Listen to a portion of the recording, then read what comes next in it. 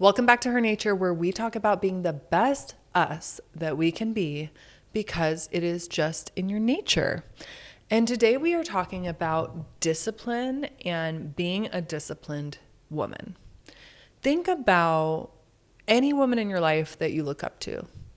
Someone who's been a mentor or maybe a celebrity that you admire. I can guarantee you that that woman is disciplined. Okay? Being disciplined is the first step to getting anything that you want in this life. And in this episode, I want to talk about how to use discipline to become the most high vibration you and some tips to be able to do that. First, in order to build a plan of discipline, you need to decide what the best version of you looks like. In your mind, when you think, here's where I am and here's where I want to be, that gap is where discipline can be applied to get you there. It can literally help you jump timelines and manifest your dreams. But you need to cosplay that character.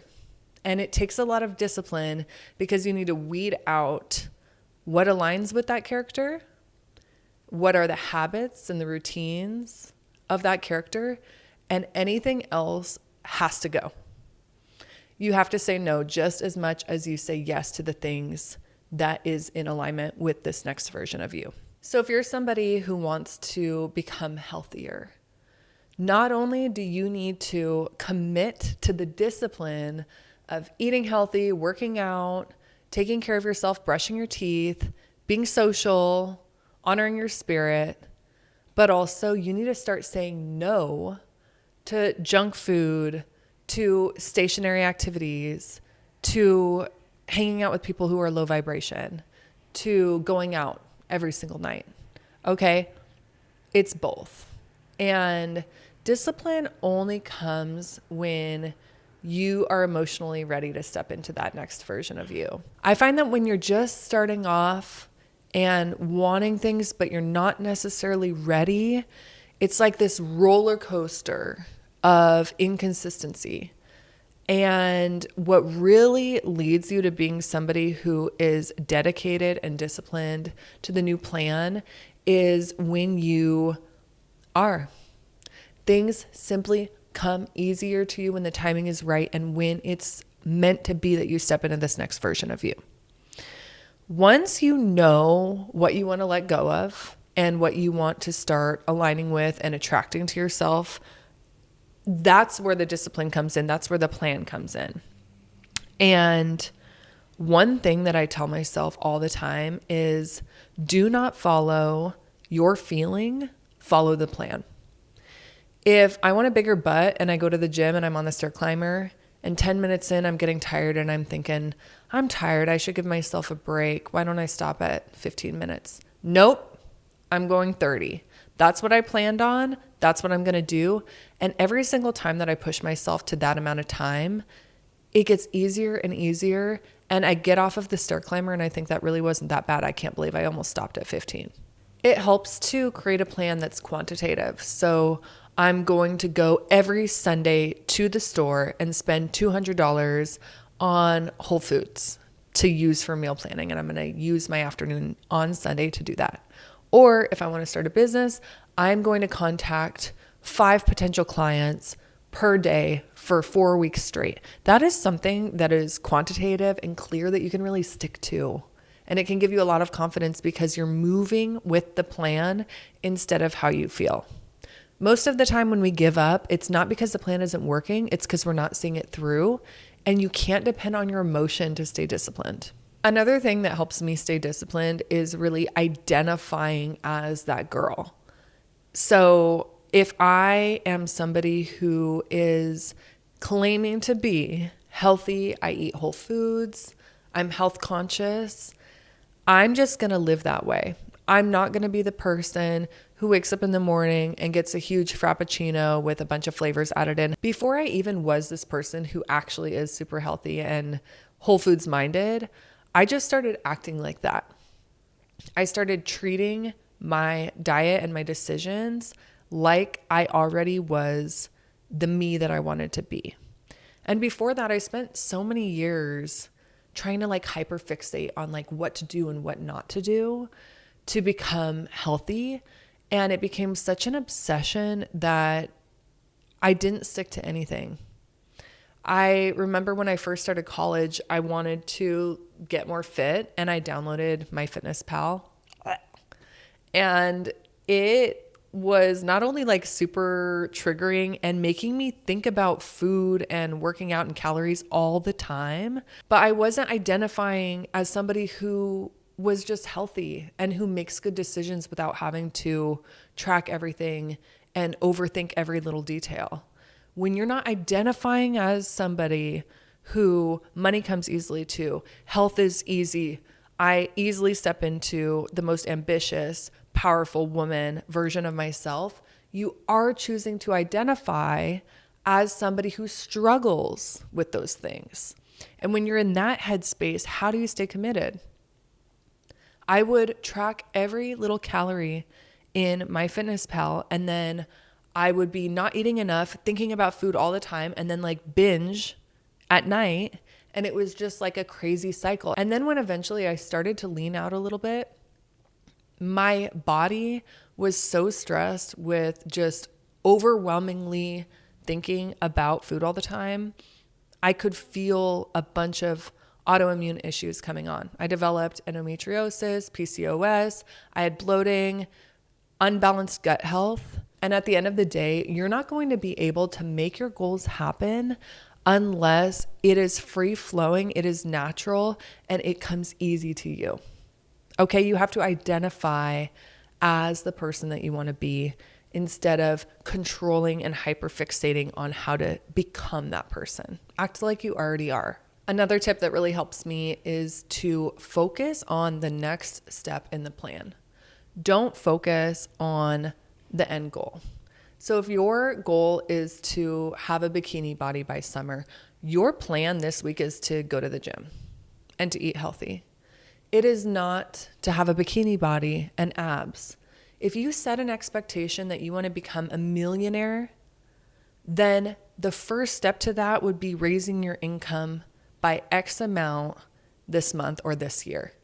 Set easy to reach goals so that you can feel encouraged and start gaining that momentum and be able to actually potentially meet that goal in the future. It's not going to happen right away.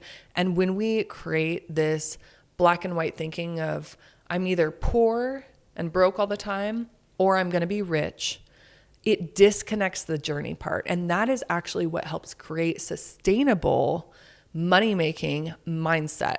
Okay? That is what that journey of learning about yourself takes time. You're not going to be able to become the person with a strong social circle or the love of your life or wearing your dream wardrobe or driving your dream car until you develop the skills that are necessary during that journey to get there. It's not going to work long term. You're not going to be able to do it until you want it enough. And something that really sticks with me is sticking to the plan and deciding once. Do not allow yourself to mentally argue. When I'm in bed at night and I'm like doom scrolling on TikTok, I will sometimes think, okay, it's time to get up. I've got to brush my teeth, wash my face, set out my clothes for tomorrow because I want to make sure I wake up early and go to the gym. And then sometimes I'll watch a few more videos and I'll think, okay, well, once it's 8 p.m., I'll do that. And then 8 p.m. comes around. We've all been there.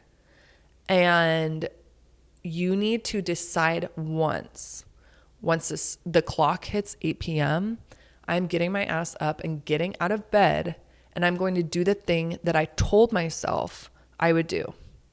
I matter enough, and my goals mean enough to me to keep the promises, even small things like that, to develop this new version of myself. Do not allow yourself to mentally argue because that is how we hold ourselves back in so many ways. Do not snooze your timer. When you decide to wake up at 6 a.m. to go on a walk for your mental health, you need to decide when that timer goes off, am I going to deal with the 10 minutes of being sleepy this morning and feeling like shit until I make my coffee and get going for the day? Or am I going to continue to hit snooze and then feel like shit for the rest of the day because I didn't get my walk in? Another thing that helps a lot with being a disciplined diva is just staying busy.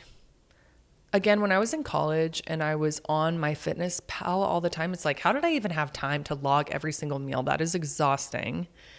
And it takes away so much of the space to overthink and get in your own way, put up these roadblocks for yourself when you have a busy day.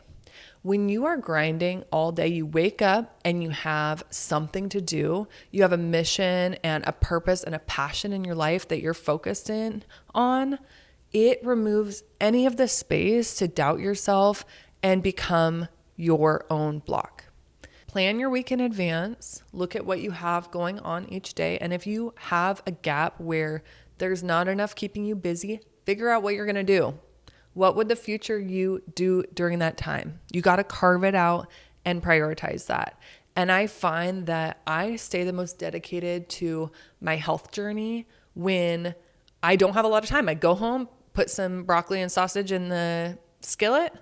It's quick, it's dirty, it is eating like a dog. If you're somebody who wants to attract love and you're single, you want to go out there and meet somebody, you're not going to meet them in your house. You got to keep yourself busy. Go do the things that your future potential partner would be doing as well. Go on a walk, go to the gym, go to the coffee shop, go to church, go to an event. Whatever it may be, you have to keep yourself moving. Things that are in motion continue to stay in motion. Things that are at rest continue to stay at rest.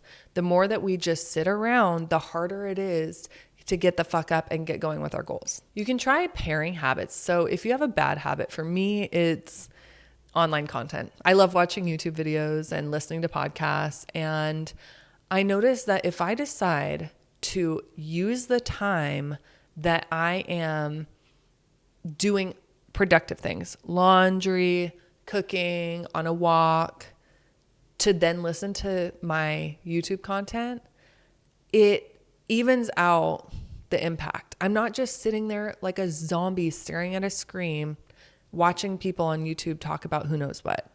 I'm being active, I'm being intentional. And you can choose to kind of stack your habits that way so that you can still enjoy the things that aren't necessarily good for you while doing something that is. Oh, and then another tip that I love to stay disciplined is to always be thinking about the future you. How do I make future me proud? When I'm choosing to get drunk or not today, how does tomorrow me feel about that? Today me probably would want to have some beers and let loose, but how does tomorrow me that is going on my run no matter what feel about this decision? I don't want to make it seem like you have to be perfect to be disciplined. Okay, we all deserve to live life and enjoy it, but how good is it when you have a beer at the end of a long week where you stayed committed to yourself? It tastes different. When you go on a hike and you come down the mountain, you have that sense of accomplishment and you are just so proud of yourself. A piece of pizza tastes like it was literally made in heaven for you. Things are just better when you're disciplined most of the time and you're able to treat yourself. So be balanced about it, be able to enjoy life, but think about setting yourself up for future you. In the smallest ways, this could be setting out your clothes. This could be starting a conversation or starting a project that you need to work on. It's better to start something and then you can come back to it and it already feels like it's in motion. I love to, the night before a work day, go over to my coffee machine and set it up, clean it out, dump the coffee out, fill it full of water, prep it, get the coffee grounds into the filter. And that way in the morning when I wake up and I do not feel like living life, I can just take that filter of coffee that's already prepped and throw it in that bitch and get started with my day. And it takes me a second to wake up in the morning, but I really protect that time. I honor it and like to listen to encouraging music or podcasts while getting ready. take time to get ready to feel like my best self for the day, think about my day and what conversations I want to have, what energy I want to be grounded in. And having a successful morning sets the tone for your whole day. Same thing with nighttime. If you're scrolling till past midnight or watching Love is Blind all night and not protecting your rest, not protecting the sacred time of winding down at night, every little micro habit that we have not only builds our routines, but it also builds how we feel about ourselves. If we are somebody who stays up all night watching Netflix, and then you wake up in the morning, you don't have time to get ready, so then you feel ugly and you're tired, those small choices impact how you will look back on yourself and how you will self-identify years from now. It is so important that we protect our mornings and our nighttime routines. Those are sacred times to share with loved ones, be journaling, be setting up for tomorrow's success, planning our days. Those times are for you, and you can decide how you're going to use them. You have to understand that anything new that you do that you're disciplined in will feel weird at first. It'll feel foreign, and that is normal. It's not supposed to be easy and natural when you are entering a new frontier and doing something you've never done before. I hated running up until I had my son. You could not catch me running. I was really struggling being able to meet my needs and stay disciplined to my health goals and staying active for my mental health when the mountains were all covered in snow, because usually I go hiking with my son. And so I started going on walks every day with the stroller. And then it became such a habit where I was doing it rain, snow, any weather, and no matter how I felt, it was a part of my routine and one of the best parts of my day. And then it became easier. I started kind of jogging during certain parts. And now I do that same loop and I run the whole thing and I crave it. I get in my car at the end and I literally go, that felt so fucking good. But you're not going to get to that point of it feeling good and being something that's so natural to you until you go through a long period of trial, error, building the love for it, and just feeling familiar with it. If you're somebody who wants to make more friends in life, it's going to feel really awkward at first talking to strangers, and that's okay. The more that you become okay with having awkward moments, hard times, not loving it all the time, the more that you'll talk to people, kind of build up those skills, feel more comfortable sharing about yourself, and then eventually you'll be a social butterfly. I also believe that talking about your goals is so important to be able to manifest them, bringing them verbally into real life, writing them down in a journal, but also telling people that you care about. It doesn't need to be like posting it on social media, making it a big thing, but letting one trusted person in your life know about what you want to do holds you accountable. It's so easy to let ourselves down and not keep promises to ourselves when it's just in our head and it's an idea. But actualizing it, bringing it to fruition, and talking about it to the people that you love, it helps you identify and step into that new piece of you. And then they can hold you accountable too. They can encourage you, check in on you, and let you know, hey, you'd be great at that. Or I love that for you. How can I help you? You will not be able to stay motivated until you're ready. It's an emotional journey to say, no, I'm not going to continue to live the same way that I've been living. I am dedicated to this next higher vibration woman that I'm becoming, and there is nothing that's going to change that. It's an emotional journey. It takes wanting it in your heart. And you have to ask yourself, what is your motive? You have to ask yourself, what is the end goal? What is the dream? And why does that matter to me? You'll always fall off and be frustrated with yourself and be uncommitted when it just doesn't matter enough to you. And that's okay. Maybe later in life, you'll give a shit enough, but it does need to be something that is a ride or die, balls to the wall decision that impacts your everyday and helps you make heart-led micro decisions in every moment. These decisions really do make up our reality. Little steps do matter. They build momentum. They give us confidence. And it is so much better to do something rather than doing nothing. It is so much better to go to the gym and stretch and be around other people at the gym who are health-minded and maybe have a conversation with somebody than to stay home because you're too tired to work out. I find that discipline truly is keeping a promise to yourself. It is telling yourself, I matter, my needs matter, my dreams matter to me. And I can show up, be my best self, and serve the people that I love in my life better when I am acting in my nature and living my truth and honoring my needs. And it builds so much self-worth and so much confidence when you're able to say, this is who the fuck I am. This is where I'm going.